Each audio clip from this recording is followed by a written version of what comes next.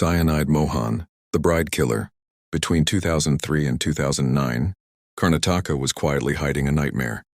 Across 6 districts, bodies of young women began appearing, in the most unlikely of places, bus station bathrooms. Each woman was dressed as a bride, draped in wedding silk and flowers. Yet something was always missing.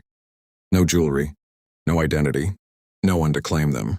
Most of the victims came from poor families, from villages that rarely made the news. Their photographs were printed in local newspapers, but the pages stayed unanswered. Slowly, the cases faded into silence, until one disappearance changed everything. Anita. In June 2009, 22-year-old Anita Bangera vanished from her village of Bermaru. She left her house carrying gold ornaments, cash, and her mobile phone. By nightfall, her family knew something was wrong. They searched fields, temples, bus stands, everywhere, nothing. The next day, whispers spread through the village. Anita had been in love with a young man from a nearby town. He too was missing. Anger replaced fear. Villagers stormed the local police station, threatening violence if Anita was not found. Under pressure, the police promised answers. They would arrive sooner than anyone expected. The bride at the bus stand.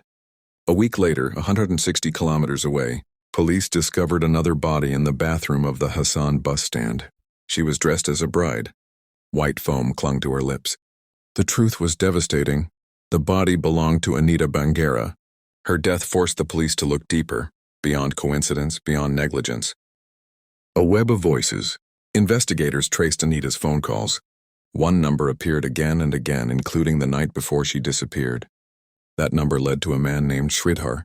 He claimed the phone belonged to his sister Kaveri, missing since March. Kaveri's call records led to Pushpa. Pushpa led to Vinota.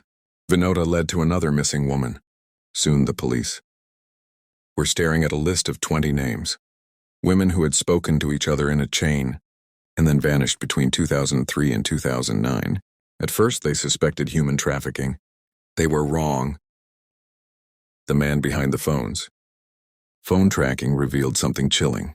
Every device had, at some point, been active near a village called Tiralakate, outside Mangalore. One phone surfaced in the hands of a 13-year-old boy, Danush.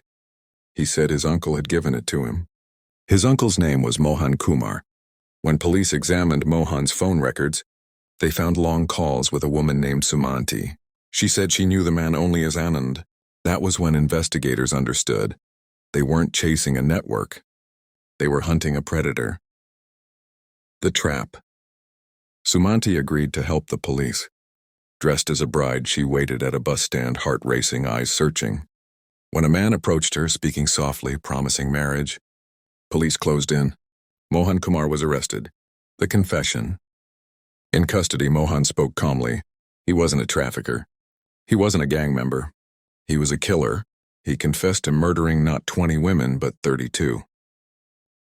A teacher turned executioner. Once Mohan had been a primary school teacher. Years earlier, a woman had rejected his advances. In rage, he pushed her from a bridge into a canal, believing she had drowned. She survived. She reported him. Though released for lack of evidence, Mohan lost his job, his respect, his future. What grew in its place was something darker. The perfect crime. Mohan spent his days at bus stands watching, waiting. He chose women with no protection, no wealth, no powerful families. He offered love without dowry, marriage without demands. He married them in temples, spent the night in lodges. In the morning, he took their jewelry and suggested a walk. At the bus stand, he handed them a pill, cyanide disguised as medicine, and told them to take it in the bathroom behind locked doors. They trusted him. They died alone. Justice. In court, Mohan tried to rewrite the story. He claimed the women killed themselves. But 2 voices broke his lies. A temple priest recalled Mohan seeking forgiveness for murder. And a survivor, one woman who hadn't swallowed the full pill, stood up and described everything.